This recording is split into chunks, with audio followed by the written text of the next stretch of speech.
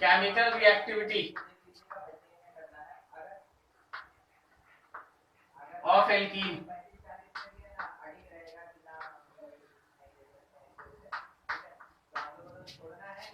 Chemical reactivity of alkene. सबसे first इसमें हम लोग का डिस्कशन है वो है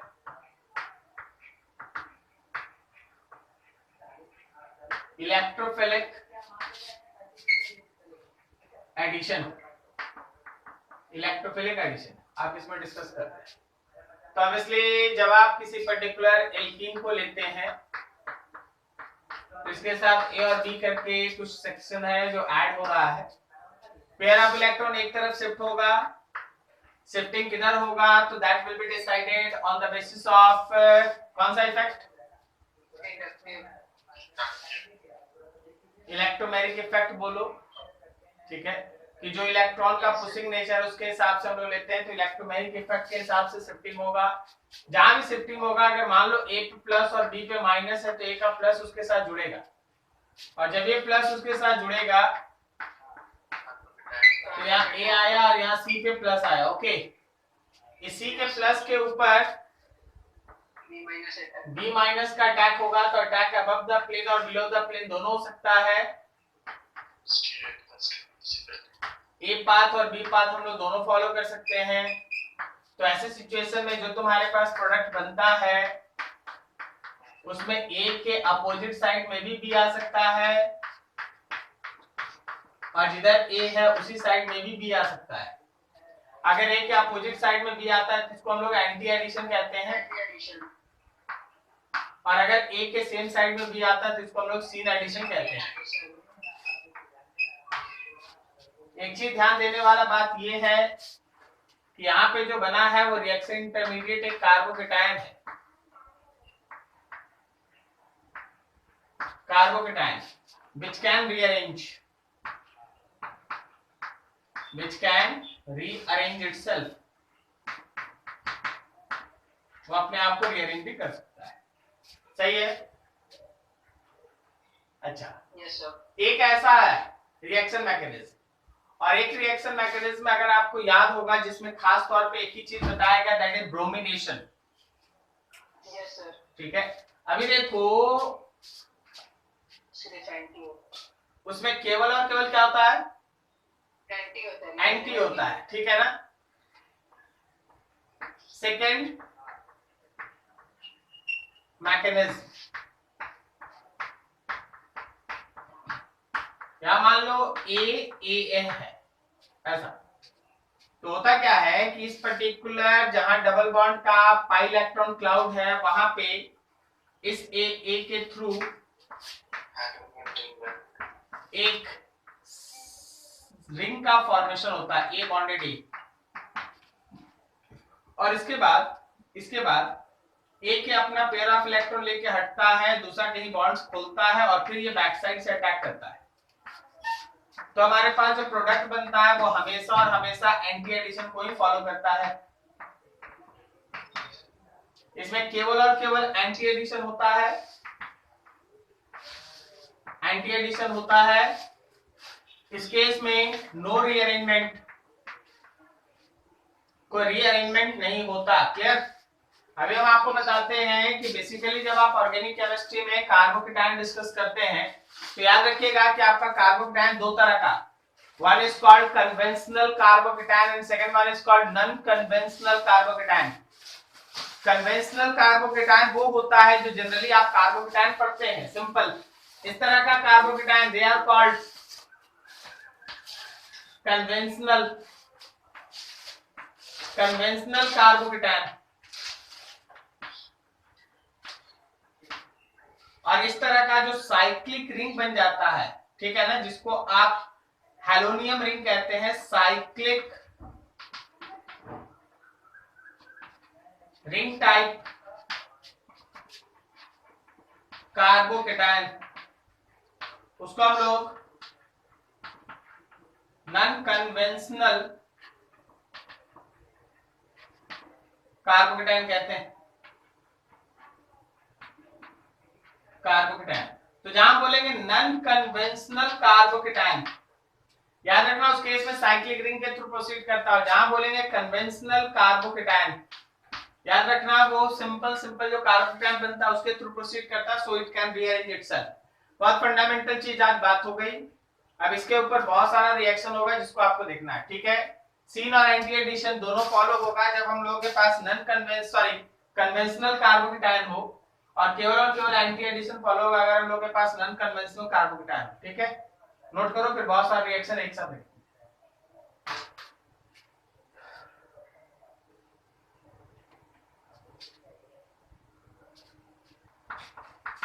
CH3 bond C bond H, double bond C, H और H। एक छोटा सा मॉलिक्यूल लिया गया, एक छोटा सा मॉलिक्यूल लिया गया है। ये आपको इसलिए ऐसा लिया गया है ताकि आप ये डिसाइड कर सके कि आखिर ये पेयर ऑफ इलेक्ट्रॉन अगर जाएगा तो जाएगा किधर। क्या ये राइट जाएगा? Right, yes sir. कोई दिक्कत नहीं ना? क्या इस मॉलिक्यूल में रीअरेंजमेंट होने का कोई चांस है? नहीं सर। नहीं, इसमें जो कार्बोकेटायन बनेगा वो नहीं, रीअरेंजमेंट नहीं हो सकता ना इस केस में। क्या बोलता है, इस केस में रीअरेंजमेंट होगा क्या?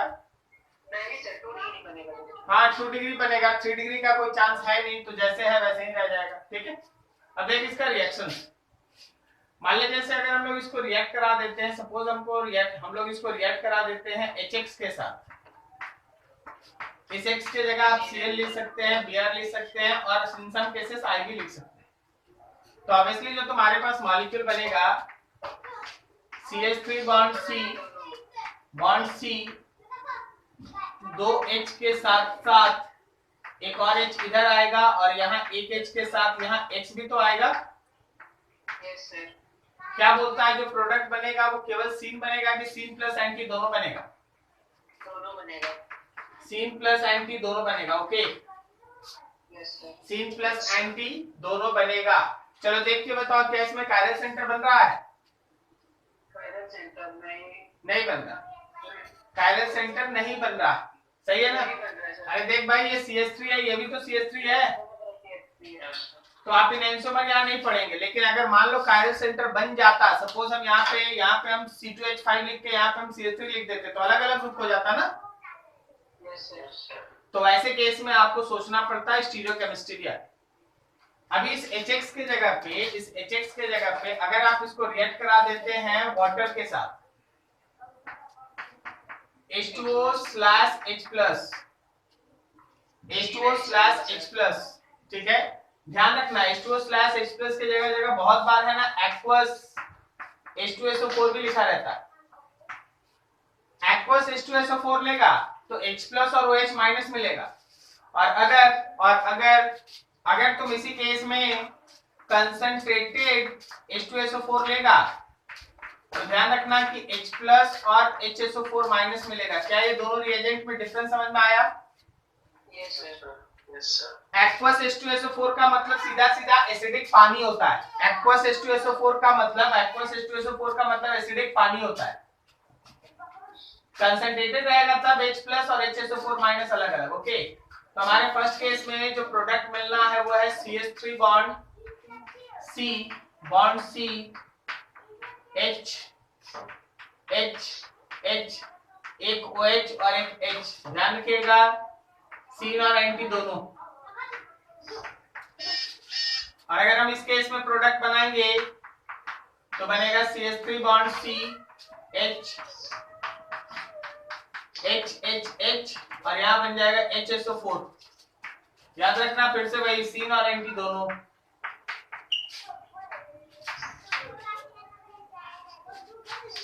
क्या कोई दिक्कत किसी को समझने में? ठीक है। अगर आप इसको रिएक्ट कराते हैं HOX के साथ, HOX will provide you HO plus X, HO minus X plus HOX, केवल X फ्लोरीन नहीं रहना चाहिए, ठीक है ना। तो ऐसे केस में HOX, अगर HOX ले लिया तो CH3 बॉन्ड C, देख भाई प्लस है, जो प्लस है वो यहां गया, और जो माइनस OH वो यहां आया, सही है ना। HOX का फॉर्मेशन, यहाँ पे बहुत सारा चीज एक्वस हो गया, ये हो गया। अगर हम लोग इसको रिएक्ट करा देते हैं, शायद आपको याद हो CH2N2 के साथ इन प्रेजेंस ऑफ हीट। बोलो बोलो क्या है ये? क्या ये डाइएजोमीथेन है? क्या बनता है डाइएजोमीथेन में?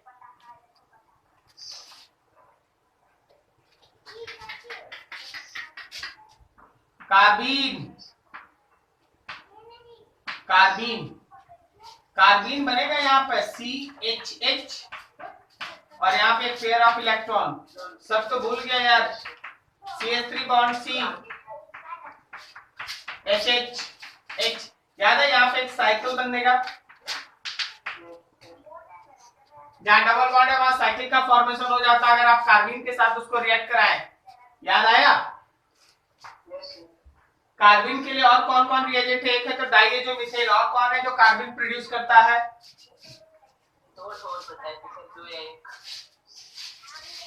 तो बता यार।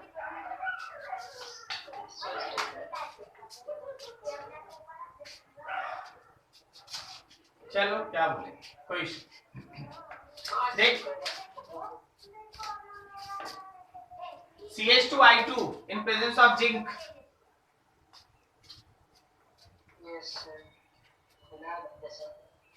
ठीक करता, भुला जाता, भुलाना इज वेरी गुड। अभी अगला देखो, अगर हम लोग इसको HBr के साथ रिएक्ट करा दें इन प्रेजेंस ऑफ पेरोक्साइड, है ना कुछ खास इसमें? एंटी मार्कोनिकॉव एडिशन होगा। CH3 bond C bond C bond H और H, यहाँ पे H। Negative part of attacking reagent that is Br minus goes to that carbon atom which have more number of, तो क्या यहाँ Br जाएगा और यहाँ H। This is anti mark addition.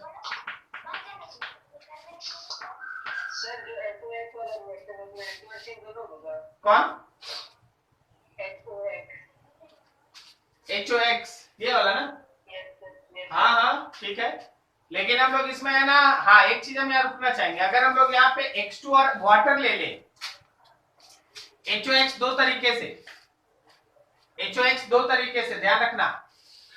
अगर हम HOX बना के एक रिएक्शन कराए तो वो एक अलग है, और अगर हम HOX बनाने के लिए रिएजेंट सेलेक्ट करें, जैसे है ना हैलोजन और पानी एक साथ ले ले, तो वो एक अलग रिएक्शन। ठीक है, हम दिखाएंगे अभी, हम अभी दिखा रहे। अभी देखो, जैसे इसको अगला रिएक्शन दे दो, बहुत famous Br2 in presence of CCl4। Br2 in presence of CCl4, CH3 bond C bond C HH, यहाँ भी एक H, एक Br इधर और एक Br इधर। This is anti addition. Okay, anti addition. अगर आप अपना कॉपी देखेंगे तो स्टूडेंट शायद यही पूछने का कोशिश कर रहा था कि अगर Br2 और वाटर हुआ तो Br2 वाटर अगर हुआ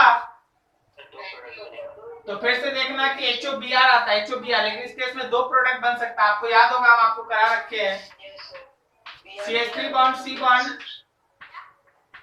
H H H। याद रखना यहां तो Br होगा ही,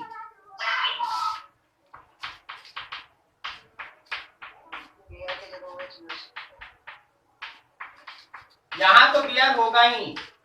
अब जो ये साइड बचा है, यहाँ पे आपका Br भी हो सकता है, और यहाँ पे अगर वाटर का बोलो तो OH भी हो सकता है। क्या सही है? ठीक है। अगर हम लोग है ना इसी केस में, अगर आपको याद होगा तो एक लेवल और हम लोग आगे बढ़े थे, हम लोग लिए थे Br2 water in presence of NaCl। याद है?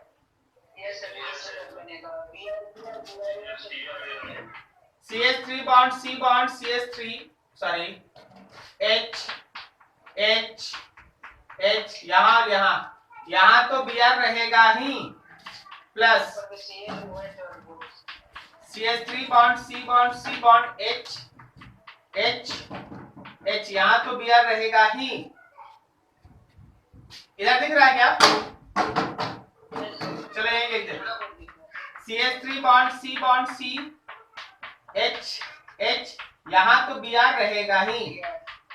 अब बच गया कि यहाँ एंटी पोजीशन पे 3 कौन आएगा, तो Br भी आ सकता है, H2O का OH भी आ सकता है और NaCl का Cl भी आ सकता है। सही है?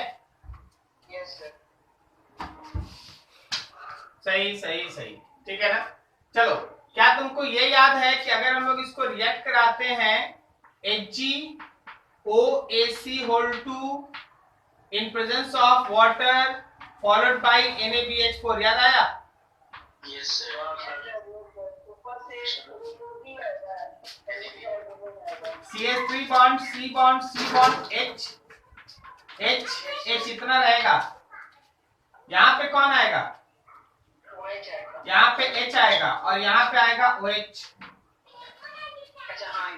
चलो थोड़ा इसके लिए अलग से काम कर लेंगे एक बार, बहुत सारे रिएक्शन अभी बाकी है, नोट करो इसको फटाक से।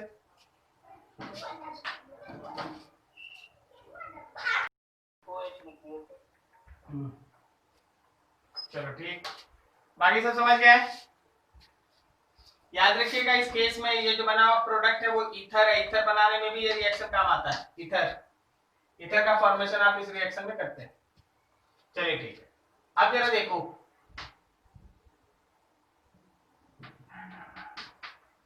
ऑक्सीडेशन ऑफ एल्कीन, एल्कीन के ऑक्सीडेशन पे ध्यान दीजिए।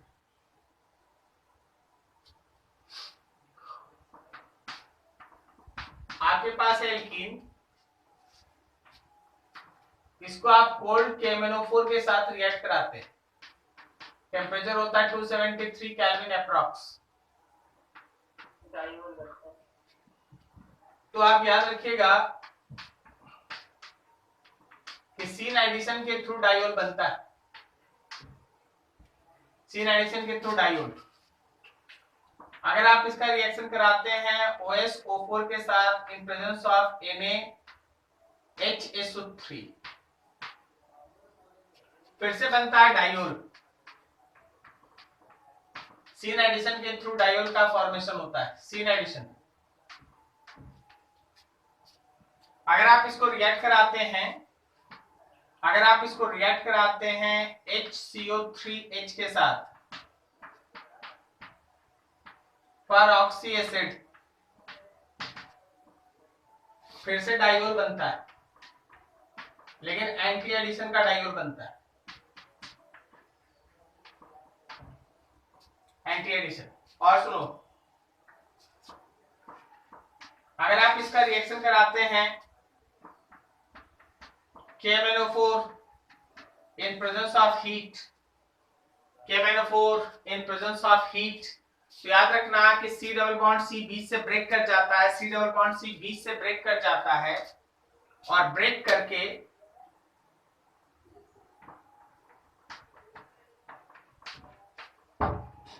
इस तरह का कंपाउंड बनता है। अब इसमें अगर कोई एल्डिहाइड है तो वो अपने आप को कन्वर्ट कर लेता है कार्बोक्सिलिक एसिड में, और अगर कोई कीटोन है तो एज इट इज जैसे है वैसे रहेगा, जैसे है वैसे रहेगा। ठीक है, नोट करो फटाफट।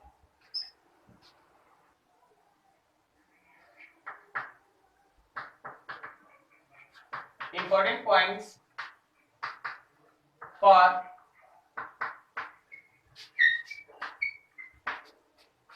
reaction between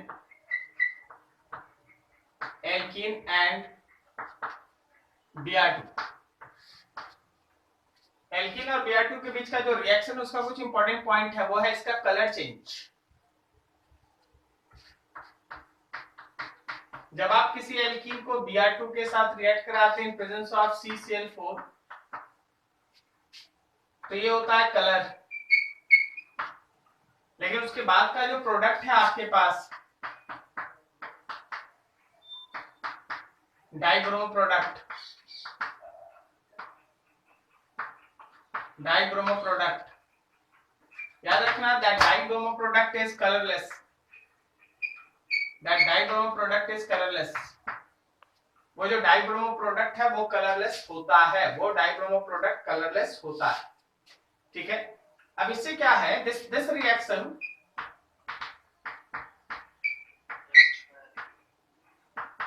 is used to detect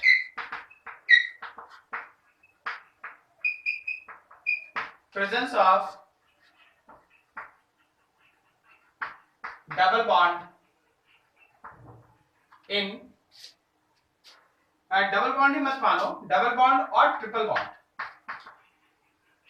double bond और ट्रिपल बॉन्ड इन हाइड्रोकार्बन। जो हमारा हाइड्रोकार्बन उसमें डबल बॉन्ड या ट्रिपल बॉन्ड मौजूद है, उसको डिटेक्ट करने के लिए हमारा ये रिएक्शन यूज होता है। याद रखना कि अगर एक डबल बॉन्ड है, एक डबल बॉन्ड, तो उसके साथ 1 ग्राम इक्विवेलेंट Br2 यूज होगा। और अगर एक ट्रिपल बॉन्ड है, और अगर एक ट्रिपल बॉन्ड है तो याद रखना 2 ग्राम इक्विवेलेंट Br2 यूज होगा। ठीक है, तो आपको कुछ ऐसे चीज पे ध्यान रखना होगा, जैसे हम आपको बता रहे हैं, आपके पास एक एग्जांपल है कुछ ऐसा कि देखो भाई C6H12 है, इसको अगर हम लोग Br2 के साथ रिएक्ट कराते हैं तो ये कलरलेस हो जाता है। ठीक है, कलरलेस हो जाता है, क्लियर। और जब हम इसको सेकेंड टाइम, अच्छा फर्स्ट टाइम कलरलेस हो जाता है। दूसरा, ये कलर था, दूसरा एग्जांपल, अगर हम लोग C6H12 को Br2 से रिएक्ट कराएं, नो कलर चेंज, कलर में कोई चेंज नहीं होगा। और फिर देखा गया कि अगर हम इसको Cl2 in presence of HNu के साथ रिएक्ट कराएं, ओनली वन प्रोडक्ट, केवल एक प्रोडक्ट बना, स्ट्रक्चर ऑफ C6H12। चलो जरा फटाफट बनाओ तो। Br2 से एल्कीन का रिएक्शन कलर से कलरलेस बदल जाता है। उसका कलरलेस में बदलने का जो फेनोमेनन है वो इस बात का डिसीजन लेता है कि जो दिया हुआ हाइड्रोकार्बन है उसके अंदर डबल या ट्रिपल बॉन्ड है।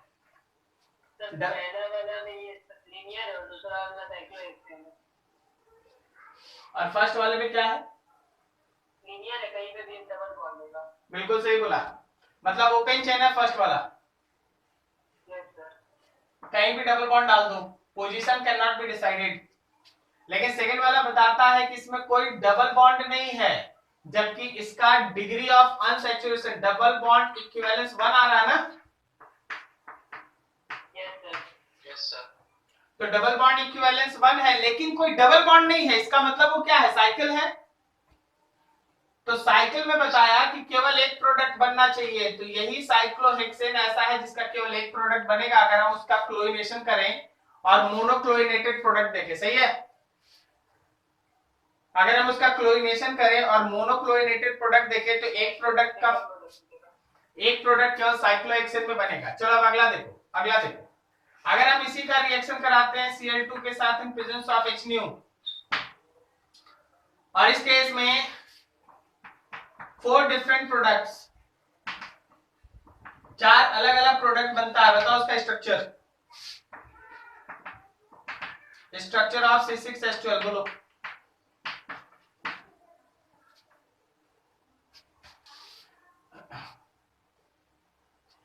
क्या बोले थे मैं, उमंग? ये ना, क्या बोले जी अंशु? 1,2-dimethyl cyclobutane। और एक बोला था 1,2,3-trimethyl cyclopropane।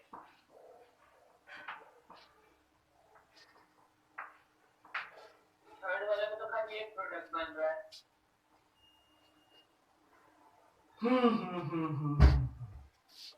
ये मान ले A है, ये कोई अपना आंसर दिया, B दिया, कोई आंसर C दिया।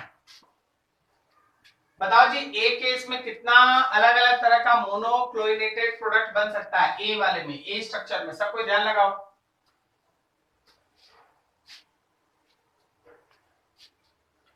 4, ए बी ये सी और ये डी, 4 होगा। इस केस में कितना होगा देख भाई, ए और ए ये दोनों एक, बी और बी ये दोनों एक, सी और सी, इस केस में 3 प्रोडक्ट होगा। और इस केस में 2 होगा, A A A B B B, 2 product, A A A B B B, 2 product. ठीक है, जरा ध्यान से। C5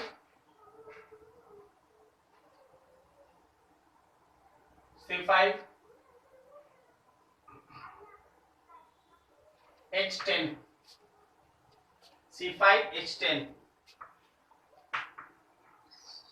Br2 no reaction,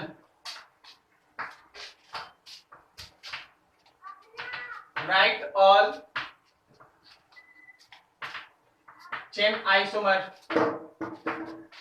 of C5H10। चलो जी लग जाओ,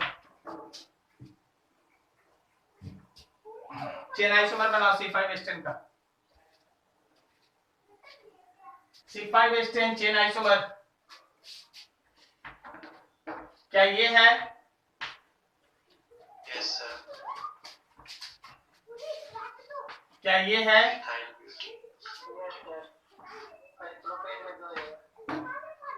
ये है? तीन ही बना? नहीं सर, और बनेगा। और कैसे बनेगा बताओ? दो अलग पोजीशन पे मिथाइल रहेगा, एक पोजीशन पे इथाइल रह सकता है। तो ये चेन आइसोमर नहीं है, तुम ये बोल रहा है ना? ये पोजीशन आइसोमर है, ये चेन आइसोमर नहीं। बोलो कोई और पॉसिबिलिटी बनने का?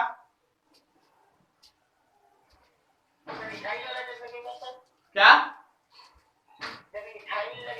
हाँ वेरी गुड, इथाइल लग सकता है, एकदम यही बोल रहे थे हम, इसी का इंतजार कर रहे थे। यहाँ पे चेन आइसोमर है साइड चेन की वजह से, और यहाँ पे चेन आइसोमर है मेन चेन की वजह से। ठीक है, तो 4 आइसोमर, 4 चेन आइसोमर, क्लियर है? तो ऐसा ही ऐसा क्वेश्चन है ना आपसे पूछा जाता है, तो ध्यान रखिएगा। ठीक है, चलो रफ करें, अगला देखें।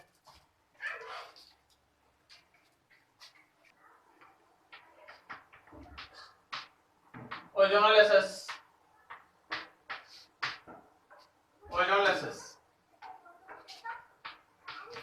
आपके पास कोई एक एल्कीन है, आप उसको ओजोन के साथ रिएक्ट कराते हैं, आप यहाँ CH2Cl2 ले सकते हैं। ठीक है, तो आपके पास बनता है ओजोनाइड कॉम्प्लेक्स।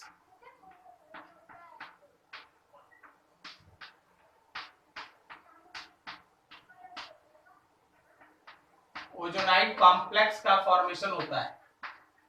जब आप उस ओजोनाइड कॉम्प्लेक्स को, ध्यान से देखना, जब आप इस ओजोनाइड कॉम्प्लेक्स को जिंक स्लैश वाटर के साथ रिएक्ट कराते हैं, जब आप इस ओजोनाइड कॉम्प्लेक्स को जिंक स्लैश वाटर के साथ रिएक्ट कराते हैं, तो बॉन्ड का ब्रेकिंग होता है। ये बॉन्ड यहां से टूटता है, ये बॉन्ड यहां से टूटता है, और आपके पास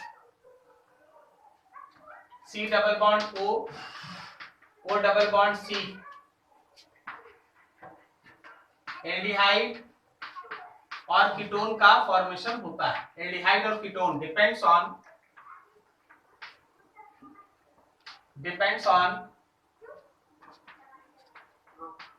टाइप ऑफ एल्कीन। जैसा आप एल्कीन और स्ट्रक्चर लेते हो उस हिसाब से एल्डिहाइड या कीटोन बनता है। थोड़ा रिएजेंट पे गौर कीजिएगा, जरूरी नहीं है जिंक और वाटर ले। जिंक और वाटर के जगह पे आप यहाँ पे CH3 सल्फर भी ले सकते हैं, डाइमिथाइल सल्फर भी आप ले सकते हैं। ठीक है, डाइमिथाइल सल्फर से भी सेम प्रोडक्ट बनेगा। आप अगर यहाँ पे जिंक स्लैश H2O2 ले लिए, zinc slash H2O2 hydrogen peroxide, याद रखना कि बनेगा एल्डिहाइड और कीटोन। बट अगर एल्डिहाइड है बट अगर एल्डिहाइड है तो वो चला जाएगा कार्बोक्सिलिक एसिड में, और जो कीटोन है एज इट इज जैसे है वैसे रहेगा। कब? जब आप जिंक के साथ हाइड्रोजन पेरोक्साइड H2O2 लेंगे। एक और इंटरेस्टिंग फैक्ट, अगर आप जिंक नहीं लेते हैं, केवल वाटर ले लेते हैं, आप जिंक नहीं लेते हैं, केवल वाटर ले लेते हैं, तो भी आपका यही रिएजेंट बनेगा, एल्डिहाइड बनेगा और कीटोन बनेगा, जिसमें से एल्डिहाइड जाएगा कार्बोक्सिलिक एसिड में और कीटोन एज इट इज। क्या आपको ये कॉन्सेप्ट समझ में आया? This is all about ozonolysis. बेहद आसान है, आपको करना क्या है, इस बॉन्ड को तोड़ के दोनों तरफ ऑक्सीजन लगा देना, वहीं से आपका प्रोडक्ट बनता है। लेकिन रिएजेंट पे ध्यान रखिएगा, अगर रिएजेंट जिंक और वाटर है या CH3 सल्फर है तो ऐसे केस में एल्डिहाइड और कीटोन बना के रुक जाओ। लेकिन अगर जिंक के साथ हाइड्रोजन पेरोक्साइड है या अकेले वाटर है, दोनों में जिंक के साथ हाइड्रोजन पेरोक्साइड है या अकेले वाटर है, तो दोनों ही केस में एल्डिहाइड और कीटोन बनेगा, लेकिन एल्डिहाइड जो है वो फर्दर आगे ऑक्सीडाइज होकर कार्बोक्सिलिक एसिड में चला जाएगा और कीटोन जैसे था वैसे ही रह जाएगा। ठीक है, चलो देखो यहां पर तुम्हारे पास है CH3 bond, C double bond, C bond, CH3 bond, CH3 और H। आप इसको एक बार रिएक्ट कराएंगे जिंक और वाटर के साथ, प्रोडक्ट आपको बनाना है। दूसरी बार आप रिएक्ट कराएंगे CH3 सल्फर के साथ। थर्ड टाइम में आप इसको रिएक्ट कराएंगे जिंक स्लैश H2O2 के साथ, और फोर्थ टाइम में आप इसको रिएक्ट कराएंगे H2O के साथ। चलिए फटाफट प्रोडक्ट बनाइए चारों केस में।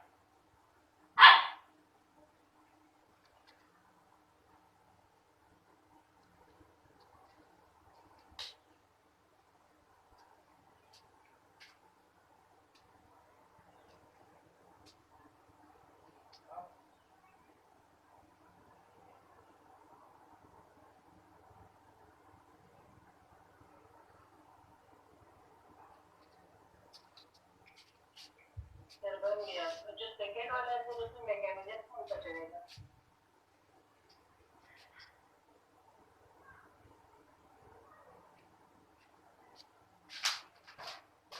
क्या बोले उमंग? सर मुझे बन तो गया, लेकिन सर जो सेकेंड वाला चीज हो रहा है एल्डिहाइड के कार्बोक्सिलिक के चीज में बन रहा है, उसमें और क्या आगे होगा? और क्या आगे होगा मतलब प्रोसेस कैसे होगा एल्डिहाइड से जो कार्बोक्सिलिक से होगा? मैकेनिज्म पूछ रहे हो क्या? Yes sir. तो मैकेनिज्म तो हम बता नहीं रहे, लेकिन वैसे हम एक चीज ऐसे हिंट करते हैं। तुमको पता चल रहा है यहाँ पे एक ऐसा है ऑक्सीजन, ये कर क्या रहा है, हम आपको ऐसे ही समझा देते हैं। ये ऑक्सीजन एक्चुअली जिंक के साथ कंबाइन कर जाता है और ये बॉन्ड टूट जाता है। ठीक है, तो जिंक अगर है तो वो उस ऑक्सीजन को लेकर हट जाता है, और वाटर ऑक्सीडाइज नहीं करता, वाटर ऑक्सीडाइज नहीं करता, रिएक्शन वही रुक जाता है। यहाँ पे वही काम सल्फर करता है। ठीक है, तो बाकी बॉन्ड्स अब जरा गौर करना, इस केस में जिंक तो ऑक्सीजन लेके हट गया, लेकिन जो दूसरा वाटर नहीं है, वाटर की जगह पे हाइड्रोजन पेरोक्साइड, वो खुद एक ऑक्सीडाइजिंग एजेंट है। तो एल्डिहाइड को ऑक्सीडाइज करके कार्बोक्सिलिक एसिड बना देता है। तो बोलेगा सर यहाँ देखिए यहाँ तो वाटर है, भाई ये वाटर इस ऑक्सीजन को ले लेता है और बन जाता है H2O2, ये बन जाता है। और फिर वो H2O2 उस पर्टिकुलर एल्डिहाइड को ऑक्सीडाइज कर देता है। समझे? यस तो सर याद रखने का एकदम सिंपल तरीका, इन दोनों ही केस में सेम प्रोडक्ट बनेगा, इन दोनों ही केस में बनेगा CH3 bond C H double bond O O double bond C CH3 और CH3, सही है? यस सर और इस केस में, इन दोनों केस में सेम प्रोडक्ट बनेगा CH3 bond C double bond O bond OH और O double bond C CH3 और CH3, सही जा रहे हैं? यस सर ठीक है, तो इस तरह से आपके पास है ना प्रोडक्ट का फॉर्मेशन होता है जो ओजोनोलिसिस का प्रोडक्ट है। क्लियर? ओजोनोलिसिस में एक और इंपॉर्टेंट, यहां तक किसी को दिक्कत? रिएजेंट समझो, रिएजेंट ही सब खेल खेलता है, रिएजेंट से सारा कुछ होता है। आप शायद ध्यान नहीं दे रहे हैं, पूरा का पूरा क्लास में हम मैकेनिज्म से हटने का कोशिश किए हैं और आपका पूरा फोकस है ना रिएजेंट्स पे करा रहे हैं। आप रिएजेंट याद कर लीजिए कि इस रिएजेंट में क्या होगा, इस रिएजेंट में क्या होगा, क्योंकि तुम्हारा कोई भी क्वेश्चन हो कंपटीशन का, उसमें रिएक्टेंट गायब हो सकता है, प्रोडक्ट गायब हो सकता है, लेकिन रिएजेंट दिया रहता है। अगर आपको रिएजेंट पता है तो आप मोस्ट ऑफ द न्यूमेरिकल में सही काम कर देते हैं। ध्यान रखिए, आप रिएक्टेंट याद नहीं, अब देख इसमें रिएक्टेंट और प्रोडक्ट कैसे कोई याद करेगा? अलग अलग रिएजेंट लेंगे, अलग अलग आंसर आएगा। तो कौन इंपॉर्टेंट है जो डेफिनेट आंसर देगा? वो रिएजेंट है। समझा? यहां तक किसी को कोई दिक्कत? नो सर ठीक, एक दो क्वेश्चन बनाओ। अच्छा,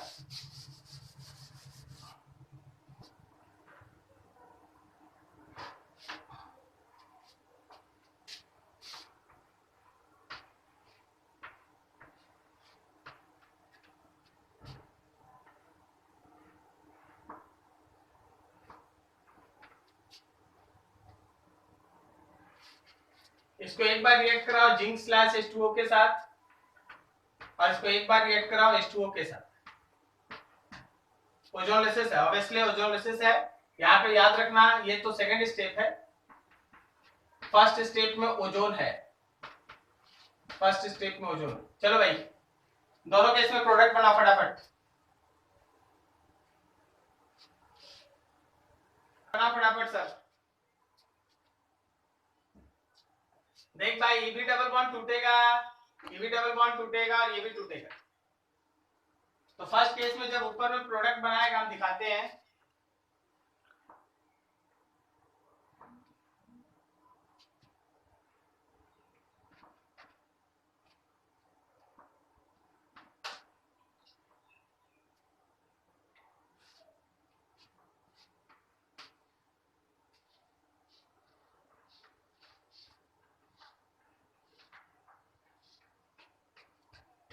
देखो ध्यान से, यहाँ पे लगा डबल बॉन्ड O और डबल बॉन्ड O, याद रखना H और H है। यहाँ पे ऐसे बना, यहाँ याद रखना H है, यहाँ याद रखना H है, यहाँ याद रखना H है। कोई दिक्कत किसी को? ऊपर वाला, अब नीचे वाले पे आओ।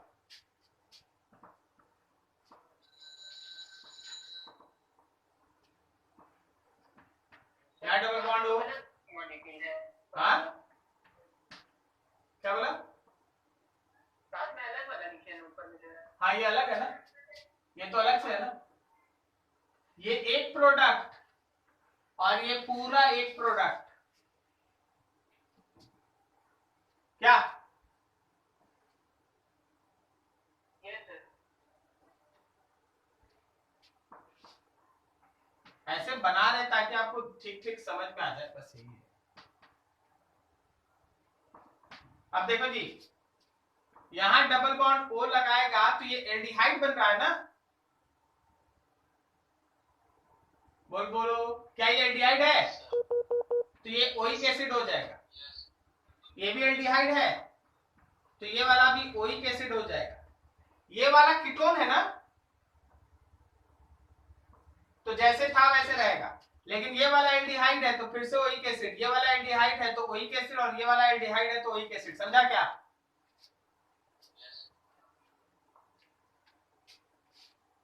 समझ में आया सबको?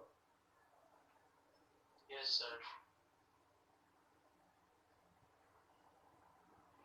अच्छे से मॉलिक्यूल को देखो, how many different molecules are obtained in product side?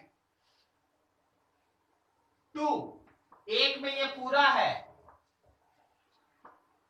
और एक ये है, 2 प्रोडक्ट। समझे? सर थोड़ा सा साइक्लोप्रोपेन वाला जगह वो वाला कम करें और तो समझते हैं। क्या बोले? साइक्लोप्रोपेन वाला जगह पे जहाँ बॉन्ड टूटा है ना, हाँ, वो जगह रहेगा। Yes sir. क्या दिक्कत है बोलो ना। मतलब स्ट्रक्चर थोड़ा सा गड़बड़ा, समझ में नहीं आ रहा।